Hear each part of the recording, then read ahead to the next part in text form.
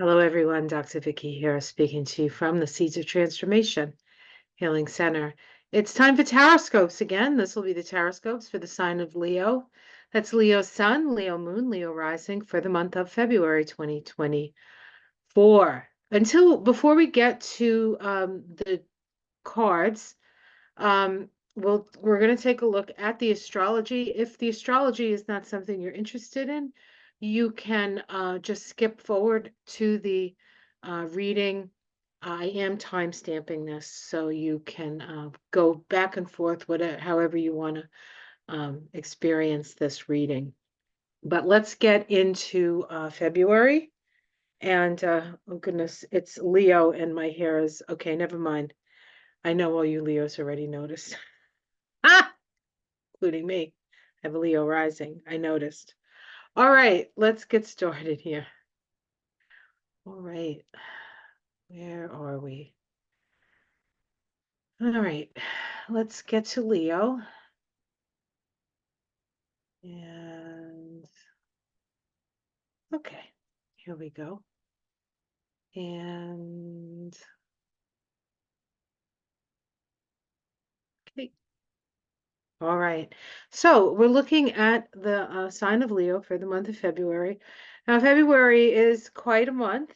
There's a real feeling of rising up a level as February comes. And that sounds like, oh, great, we're rising up a level, we're rising above it all.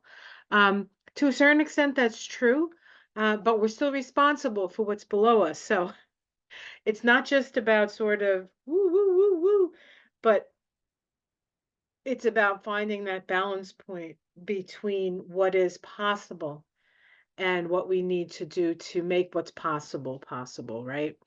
Leo is a fixed fire sign. It is the sign of the lion, of course, we know, self-expressive, dramatic, self-referential, like all fire signs are. Leo is ruled by the sun. And so there is this sense of being the center of things. And you will notice that Leos do have a tendency to have people orbiting around them, not unlike the sun with the planets orbiting around them. And of course, the sun is always on. And I don't know if we could say Leos are always on, but they do try to be on most of the time. But of course, we are human and we're not stellar yet, Leo. Even though you are a star, you're actually in a physical body, and so you do need to take into consideration that you need to take care of that physical body as well. There is sort of a superhuman quality to Leo, whether they think it or not, or whatever, it's there. And just remember that this lifetime, you do need to get your rest and take care of yourself. Your mantra, of course, is I will. I will do that. So this is just a look at the planetary sort of positions through the year 2024.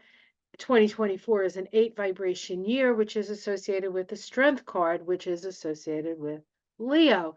So this, Leo, this is your year. But remember, you're not quite stellar yet. So you do have to make sure you're taking care of your physical body. So let's just let's keep moving forward here. If you're interested in what this particular picture is about, you can check out my Leo for 2024. I think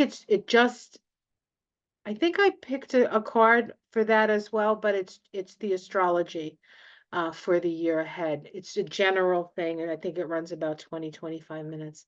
So you can go back to my channel and look at the astrology for Leo for 2024 if you haven't checked that out.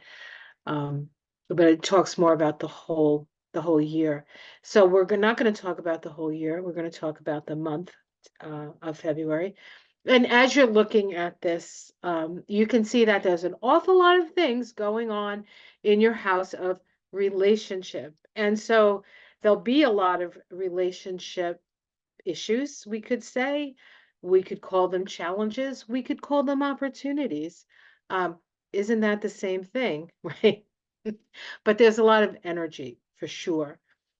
We start the month of February off with a waning sextile of Mercury, the planet of the mind, how we think, which happens to be in Capricorn as the month starts. We can see here we have Mercury in Capricorn, we have Venus, and we have Mars all in Capricorn as we start the month. This is your sixth house of health.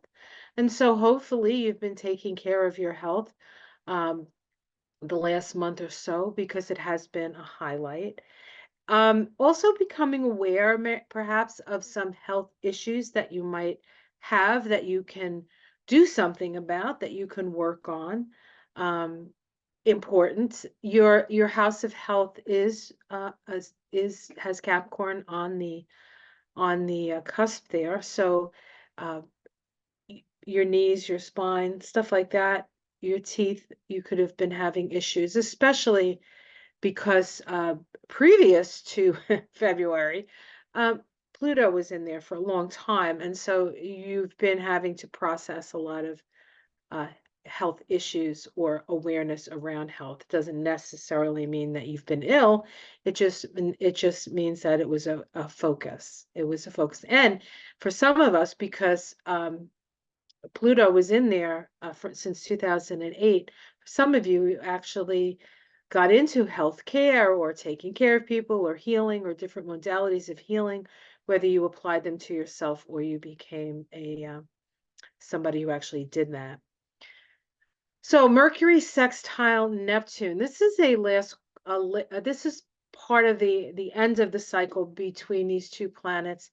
Neptune is an energy of uh, unconditional love, universality, unity consciousness. It is the planet associated with the divine. And so sextiles are communicative.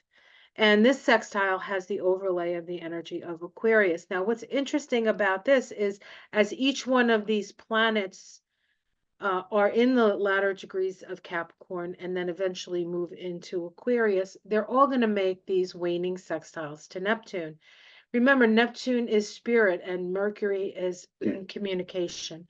So we're talking about communication from spirit. That's happening on February 2nd. On, where is it? On February 7th, we have Mars make that same aspect to Neptune. So when Mercury makes the aspect on the 2nd, it's like the mind is there. And when Mars makes the sextile, we back it up with some action. And then, of course, we have Venus, and Venus is going to be making that sextile on the 13th. So each of the first 3 weeks of February, we have these waning sextiles to Neptune. So Spirit is communicating with us on our thoughts, our actions, and that which we love. All of these sextiles bring about a more humanitarian worldview, and so we might actually see shifts in humanitarianism, which is sorely needed, honestly. On the second week of February, we have Mercury, the planet of communication, just off its sextile to Neptune, ingress into Aquarius. Now, back in January, the Sun ingressed into Aquarius, and then a few hours later, Pluto ingressed into Aquarius. And so, in order for anything to move into Aquarius, the first thing it's going to meet up with is it's going to meet up with Pluto. And so happens that on the day that Mercury ingresses into Aquarius, it also conjoins Pluto. Now, you have Pluto in your seventh house. That means your relationships and the way in which you relate is going through a transformational process. Now, of course, Pluto is going to be in there for a long time, about 20 years. So there's plenty of lessons and plenty of opportunities and plenty of challenges and plenty of victories and all of that stuff that's going to happen in how you relate to others and how others relate to you.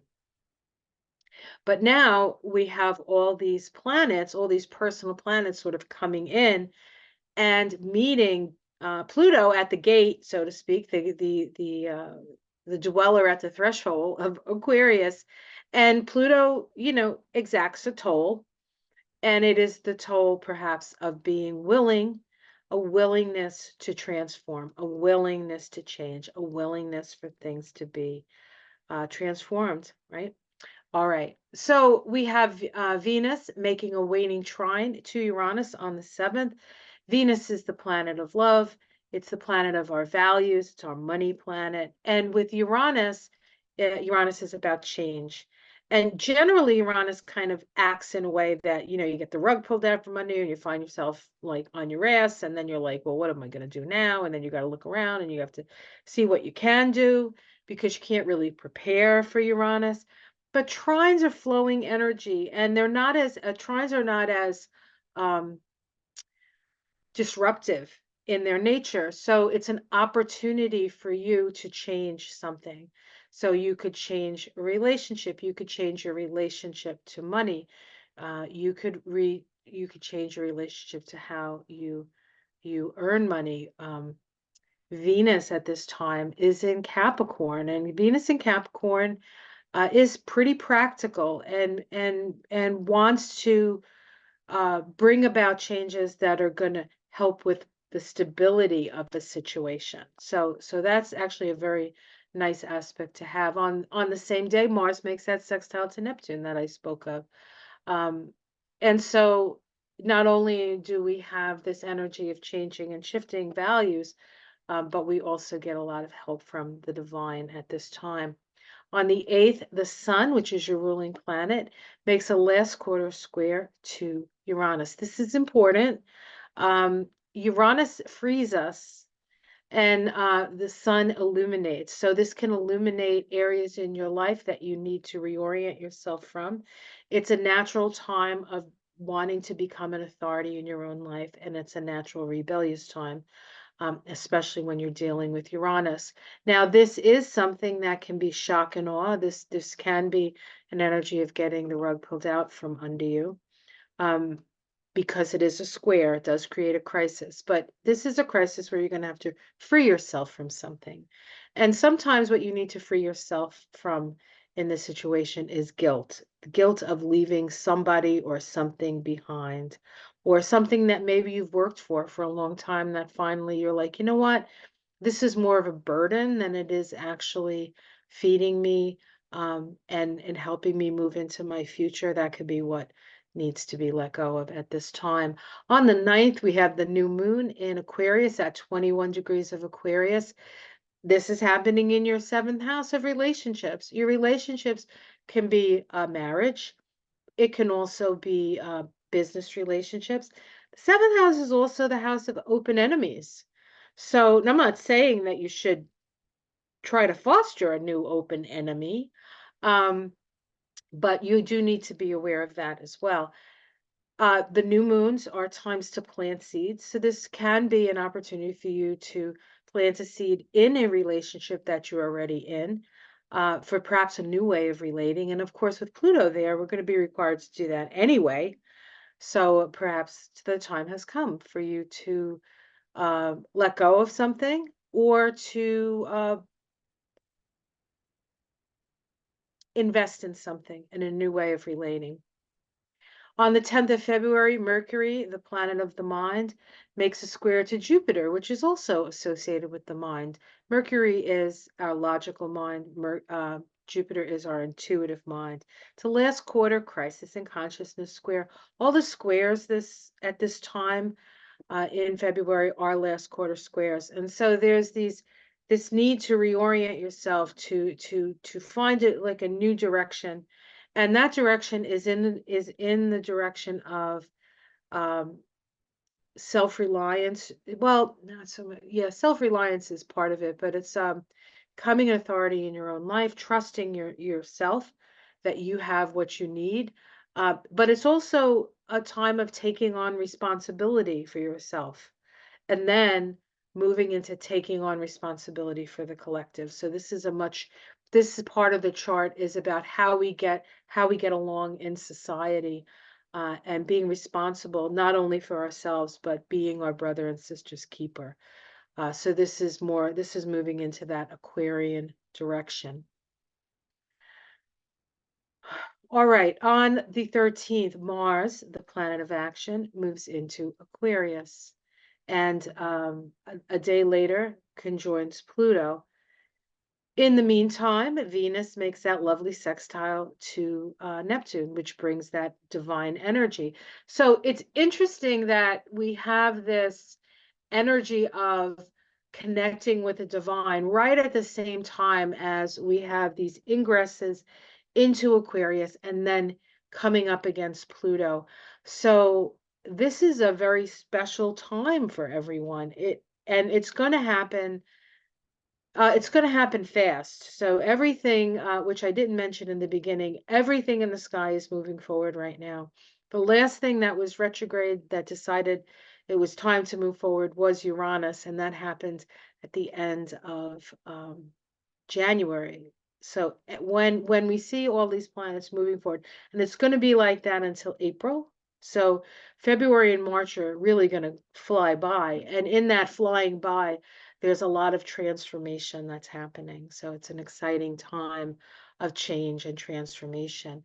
Some of it you'll have a inkling about, some of it you won't. Most of it you won't have any control over. So you got to let that go. Let go, let God, right? Okay. The Mars Pluto conjunction is especially potent because Mars and Pluto have a special relationship in that Mars makes conscious the unconscious desires of Pluto.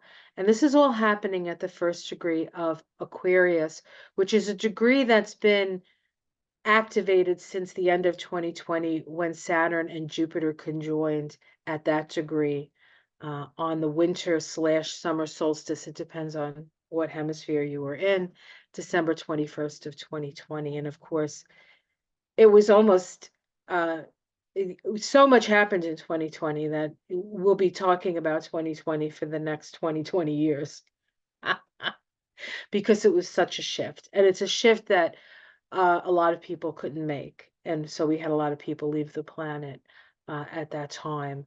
And that's exactly in the way I look at things, that is, everything is in perfect timing. And they will have an opportunity to experience what we're experiencing and maybe even better in another incarnation, I think. On the 16th, Venus follows Mars and ingresses into Aquarius. And lo and behold, the next day, she meets up with Pluto.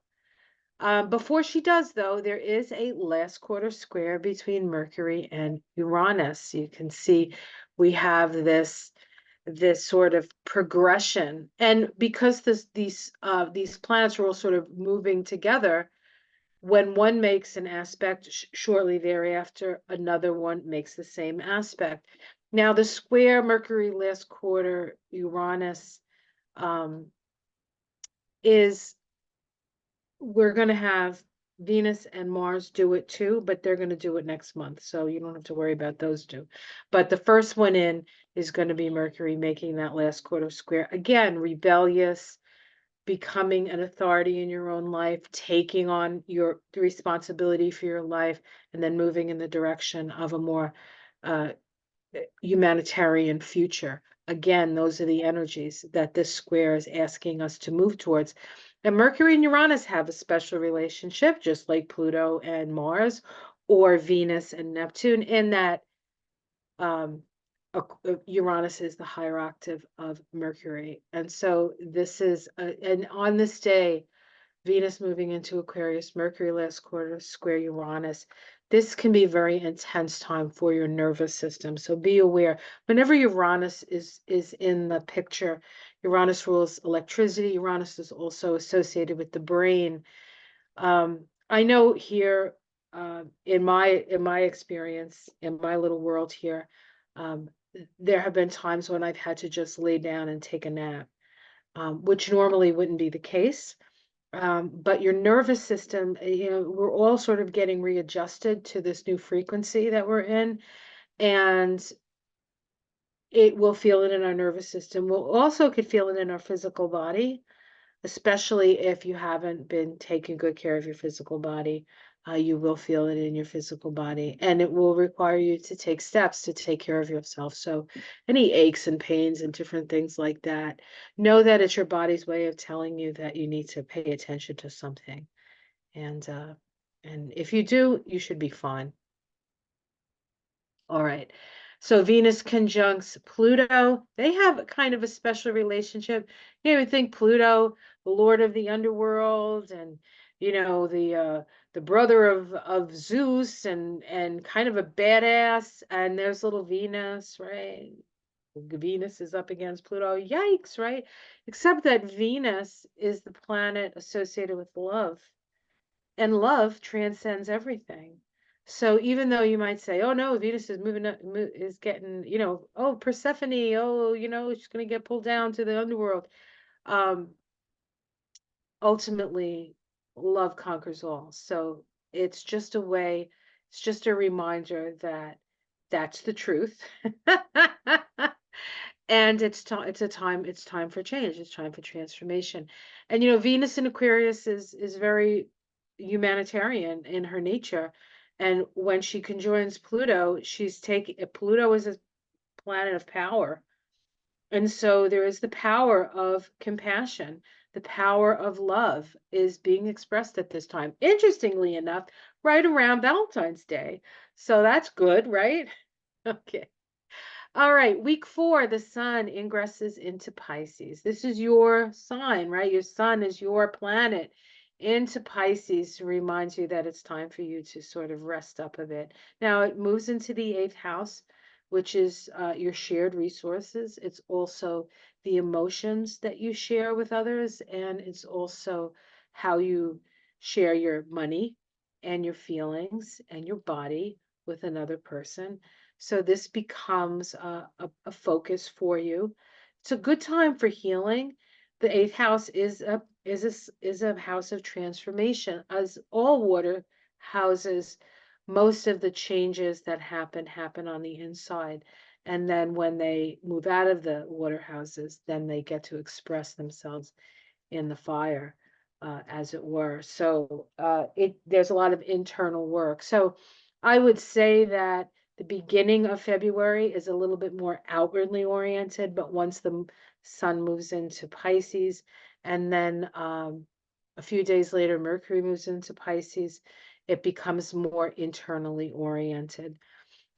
We do have, between the time that the sun ingresses into Pisces on the 18th and Mercury ingresses into Pisces on the 23rd, right in between on the 22nd, Washington's birthday, in fact, the first person to have the peaceful transition of power, as we're learning. And one of the, value things of having Trump as president is we're probably learning more about America than we've ever really had the time or the proclivity to learn. I mean, I have never been interested in the law ever. I'm way too much of like an artist healer kind of vibe. And the law to me just seemed like just like it hurt my head, like thinking about, and then the arguments and all that stuff. And it's like, oh, the law. I don't want. Although I used to study in the law library because it was when I was in college, because it was so quiet, because they have to study and read so much. But and I was a science major, so I needed the quiet too. I couldn't be hanging out at the library with the humanitarians. I mean, with the humanities people, because they were chit-chatting. I had biology and physics to learn. But so I'd go to the law library because it was always quiet. But it just still law kind of hurt my head. So but now I know a lot. I watch Midas Touch. I learned a lot about law, and you realize that a lot of people get into law for all the good reasons, right? So it's kind of um reigniting my love for lawyers.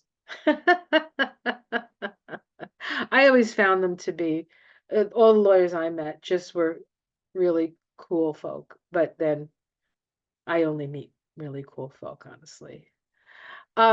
So on the 22nd, we have Venus and Mars conjoined at 7 degrees of Aquarius. Now, Venus and Mars are the planets associated with how we relate. And when they come together every 2 years, um, they will come together in a sign. Last time they came together in 2022.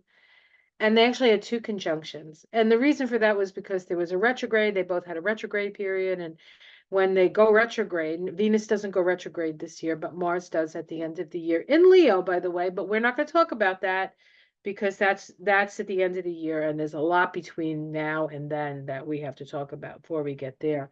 But the last time they came together in Capricorn. And then they had to go past Pluto. Pluto was they came together in the latter degrees of Capricorn, but Pluto was a little later in the degree of Capricorn, so they had to walk through the gauntlet of Pluto after they came together in Capricorn, walk through the gauntlet of Pluto, and then as soon as they got out of Capricorn and moved into Aquarius, they conjoined at 0001 minute of Aquarius. And so they had a taste of relating in an Aquarian way. But they were only a minute into Aquarius. Now they're fully into that first decan of Aquarius at 7 degrees. And so the way we relate to each other is definitely going to be more on the Aquarian side of things through this 2-year cycle, which is exactly what we need. So that's good. 7 degrees of Aquarius, the Sabian symbol for 7 degrees of Aquarius is a child being born out of an egg. Let me just read this to you from the book. Aquarius. I call this the Mork from Ork Sabian symbol. It says a child is seen being born out of an egg. The emergence of new mutations according to the great rhythms of the cosmos. It says the ancient symbolism of the cosmic egg out of which a new universe is born can be interpreted on several levels. Here we see the appearance of a new type of human being who is not born from ancestors and who therefore is free from the inertia of mankind's past. He is a new product of evolution, a mutant. He constitutes a fresh projection of the creative spirit that emanates from the cosmic or planetary whole and not from any local culture or racial tradition. Says one can be said to announce the emergence of global man for the new age. You can't make this stuff up. I mean, these images were brought onto the planet in the early 1900s. So they've been around a long time. Roger did his work on them in the 70s, I believe. Let me see when this book came out. I believe it was maybe 73. So this stuff has been around, yeah, 73, Dane Rogers, 73. So these symbols have been out for a long time. And now here we are in the Aquarian age talking about these symbols and the planets are coming together. So if anybody's telling you that the Aquarian age is a figment of your imagination, let them be your figment of your imagination. They're just not imagining well enough. That's what I say. All right. So we have that conjunction, and that conjunction is going to, when you have conjunctions, especially ones that take 2 years to fulfill the cycle, but within a year we see the fruit of the seeds planted at this time. So we're going to see the seeds planted, the fruits of these seeds planted in 2025, I believe. All right. On the 24th, we have the full moon in Virgo. That full moon is in your second house. Second house is your house of values. It's also a physical house because it's Virgo. So this can be part of that whole taking care of your physical body, having an awareness around that. An awareness maybe around where you don't give yourself enough credit. Okay. All right. Um, we also have Venus on that day making a last quarter square to Jupiter.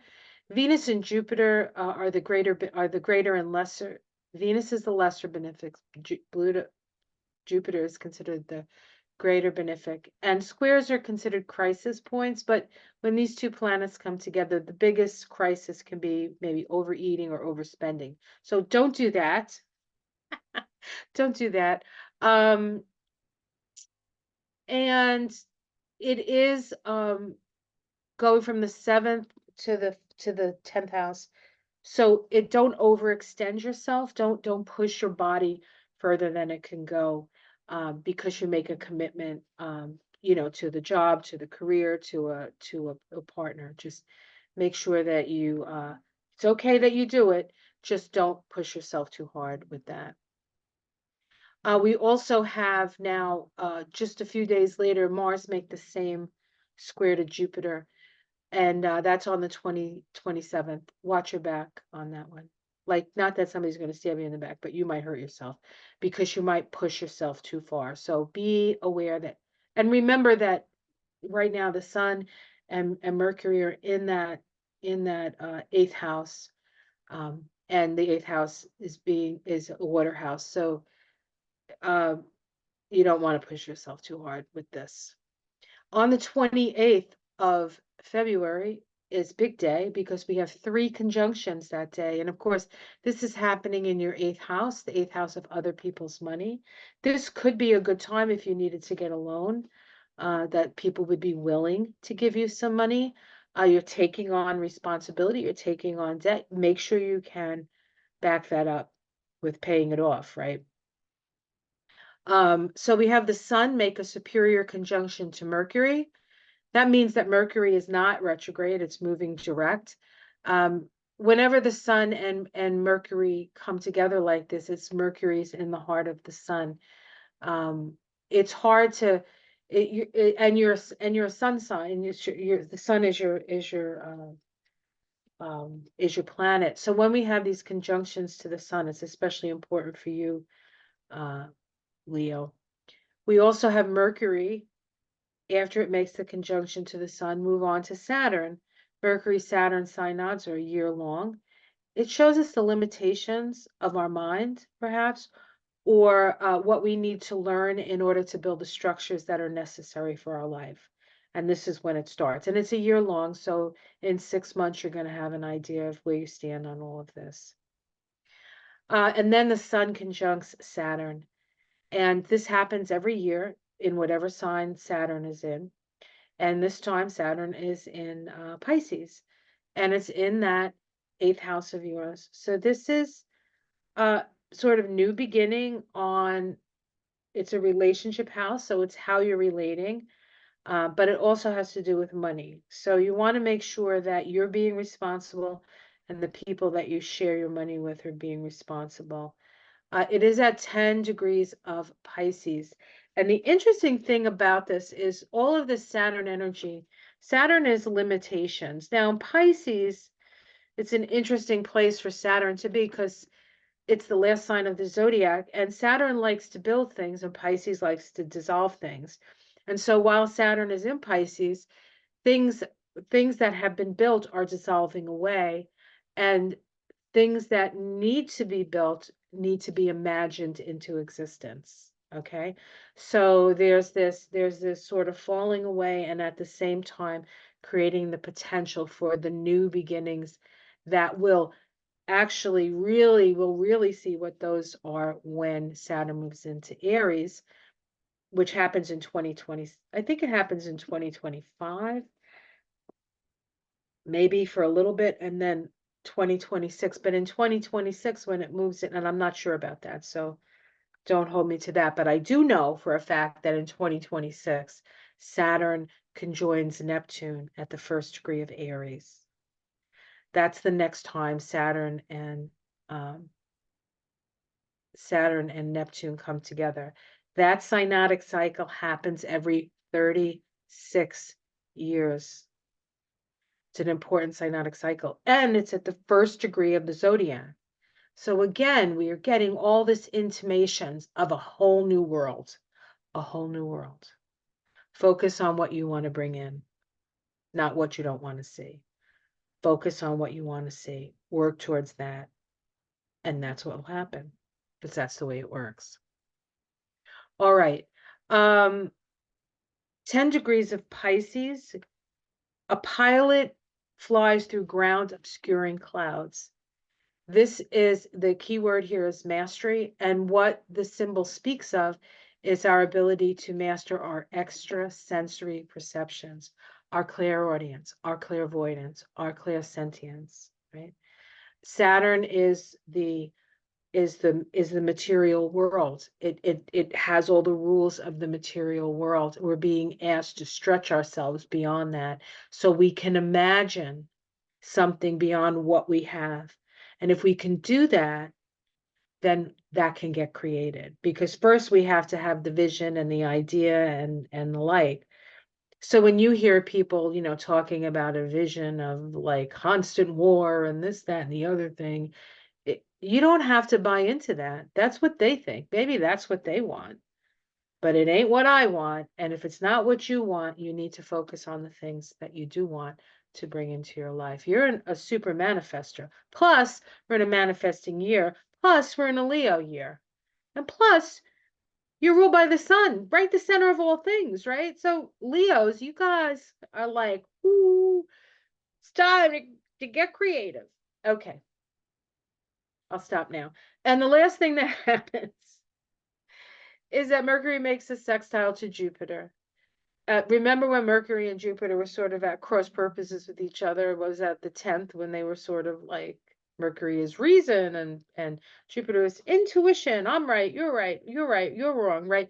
Now they come together into these sextiles, which bring forward the energy of humanitarianism. I really think that this month is going to be a big shift in a number of things and an increase in humanitarian help. So we'll see how that works. Hopefully, those people who have the power get the memo and things change for the better. All right, so that's that, guys. All right, where am I? Okay, we're gonna stop the share. And I'm gonna use what deck am I using here? It's the Witch's Wisdom Tarot. It's a real good deck. I really like it. But before that, I did select a rune card and a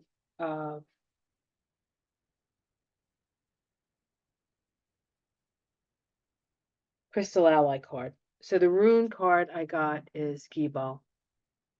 This is a relationship. This is give and take. It's a partnership energy. Now, that being said, didn't I say, well, everything's happening in your house of partnership. So it's about being connected, body and mind here, body, mind, and heart. Okay, connected. If you don't have a relationship like that, one may come in for you. If you do have a relationship and it's not quite like that, perhaps it's time to reconnect.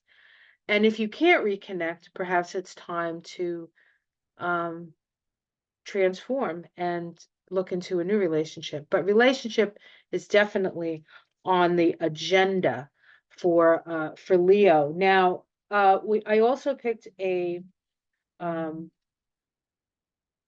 crystal card here, and we got let's see, this is it. No. We picked garnet, which is prosperity, and it's an earth card. It's considered earth element card, and the chakras are the earth heart or the earth star, which is below your feet, and the Muladhara. Sorry, my Sanskrit's a little rusty. The root chakra, the base chakra. And your affirmation is, I receive abundance through all the channels of the universe. When Garnet appears in your reading, it is reminding you to open your eyes to the bounty and prosperity that the universe is offering you right now. The earth is a perfect vehicle for providing you with all that you could need to survive and thrive in physical form. Ask for what you need. Humanity experiences the illusion of scarcity as an outgrowth of the illusion of separation. In truth, there is enough prosperity and wealth to ensure that every human needs are met.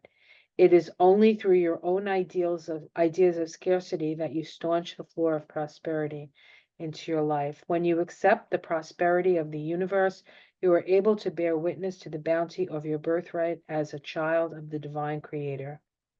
Garnet is calling you to accept the gifts that have been set before you, acknowledge those that you have received with gratitude, and affirm your belief in the prosperous and bountiful universe for all beings. All right. I have a Leo rising. I'm psyched about this. Okay. And I picked them randomly. I didn't look and pick those. I wouldn't do that to you guys, as you know, because sometimes the cards aren't so friendly. All right, let's get to the reading here. Now, I did shuffle these, and all right, we start with the Two of Fire.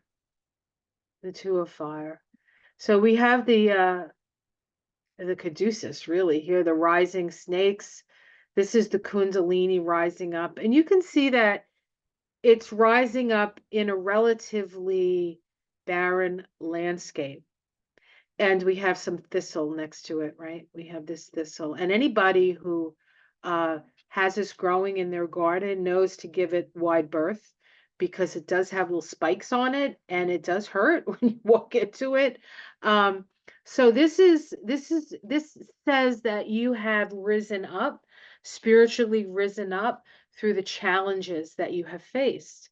That is what's given you the strength and the wisdom and the spiritual know-it-all, wherewithal, not know-it-all, wherewithal, sorry about that, the spiritual wherewithal, and you're rising up. What is challenging that? We have the Witch of Air. Now, I don't know if the witch is, hold on one second, let me see if I can, um, sometimes I use the cards. I rarely read the books, but I want to see if the witch, I think the witch, it might be, well, I don't know. Let's see. Hold on one second. I gotta just do just a tad of research. Just give me a second here. So, the witch in this deck is like the knight, right? It's like the knight. It's the action of the whatever element it's in. And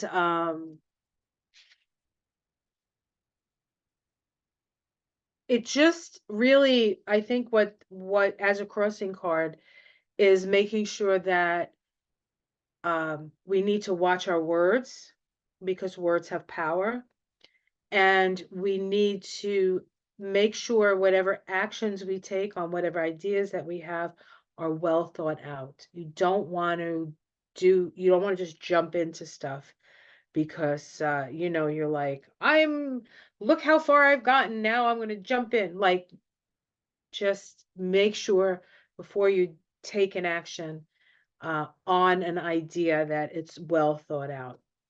Okay. Underneath it all, we have balance, which is balance. It's justice, right? So it's about finding balance in your life. I did say that quite a bit in the reading, didn't I, in the astrology? Balance between work and play, balance between activity and rest, balance in all things. Okay, balance in all things. If we, even this might even be a good time to do the kinds of exercises that help you have balance, things like qigong, tai chi, yoga, any of those physical activities. And of course, they all have spiritual components of them, right? That helps to bring balance into your life. Remember, we're in an 8 year. As you sow, so shall you reap. 8 is the infinity sign, standing straight up. If you put it on your side, it's the infinity. So what goes around comes around. So the more balanced we can be and the less extreme we get involved in, the easier it will be to hold the energy, and be able to move forward this month. Let's see what's in the past. So there's been a 4 of air. There's been a period of perhaps introspection. Maybe you've been hiding away a little bit. I know I have been hiding away a little bit. I have a Leo rising, and not because, well, you just need the rest sometimes, but you need the time to contemplate. So you've spent some time contemplating in the past. Let's see what's in the sky. We have the 10. It's called the offering. This is the 10 of, I believe, the 10 of Pentacles. It's about nurturing the tree, nurturing the roots, watering your roots, taking care of yourself, taking care of your money. So sometimes the card up on the top is advice from spirit. It's also tending to the family and the family roots. So there's something about that that you need to attend to. And then we have in the immediate future the Ace of Air, the Ace of Swords, decision. And this deals with listening, right? Listening. This is actually an Aquarius card. The Ace of Wands is an Aquarius. The Ace of Swords is Aquarius card. So and the 7th house is the house of listening. And so you need to listen to what is being said, what is coming from within you, so you can make a decision. So there are decisions to be made this month. Let's see how it's seen from the outside, or how you're seen from the outside. 6 of Earth here. You're seen as a resource for people to come to be healed, fed, whatever. You're a resource. People see you as a resource. Your domestic situation. Oh, the 4 of fire. We have some kids here playing. So this is reminding you that you need to play. In fact, play at home. Get some folks together and I mean, I don't know if you want to wrestle around like kids, but if you're young enough and it's not going to hurt you, why not? Otherwise, don't forget to play. That's what it's saying. Don't forget to play. Hopes and fears, the 3 of water. This is about finding your people, friends, hanging out with people who like to be in the same places as you do. I don't think it's a fear. I think it's a hope. But if you want to hang out with your peeps, give them a call. They'll certainly want to hang out with you. The outcome is the 7 of air. The 7 of air, 7 is a vibration of analysis. So again, there's information to be analyzed coming in. And that's what it's saying. It's saying, which way is the wind blowing, and what does that mean? And what could that mean for you? When it's really sort of a very well thought out period of time for you. Let's see if we can get a major arcana. Yes, the 21. This is the manifestation. This is the world card. It's called the Council of All Beings. This is your connectedness to all things. And it's just reminding us that even though, your spiritual journey has been hard wrought and at times done with very little resources except for your inner resources, you really are connected to all beings. Sometimes we have to go through that period of time when we have no resources, or we have to really sort of depend on ourselves in order to realize that we're not alone and that we're connected to all things. Let's see what's underneath it. Okay, the 2 of Earth, which is about, well, in this deck, it looks like it's about taking a nice nap, a nice winter's nap. maybe just sustaining yourself on what you already have. You don't want to necessarily like get more stuff or purchase more stuff. What you have is enough. We have the Wisdom Keeper with 17. This is the star card. So this is your connection to the stars. So keep listening to me, I guess. And then we have the Nine of Earth, running with your pack, right? Remember that you are resourceful, but group resources might, and of course, there's the little leader of the pack over there. That's probably you. So you can lead people. But remember that leading them doesn't mean that you do everything for them, but it means that you share the journey. So it's actually, these cards are fantastic, I think, honestly. So have yourself a wonderful month. I think you're going to be pleasantly surprised, and empowered as long as you balance everything out, right? Balance everything out. All right, guys, have yourself a wonderful month. Like and subscribe. If you'd like to learn astrology with me, I am starting a beginner's astrology course. There's actually two of them available, one on Monday night, 7 to 9, and one on Saturday afternoons, noon to 2. The Saturday class, it's a 6-week class on consecutive Saturdays. That is starting on the third, which is Saturday, February 3rd, or the Monday night class is starting on the February 5th. That's also 6 weeks, and it's 7 to 9 Eastern. If you can't make all the classes, don't worry, because they are recorded and I do send them to you. So you will have access to all the information, all the interaction, all the classes. And beginner's astrology is one of my favorite classes to teach, because you're teaching the basics and how to really learn from sort of the ground up, which I never had the opportunity to do. I was self-taught before I started getting teachers, and I think it would have went a lot faster if if I'd even known who to go to, because back in the day, 30 years ago, there wasn't a whole lot. It's not like it is now.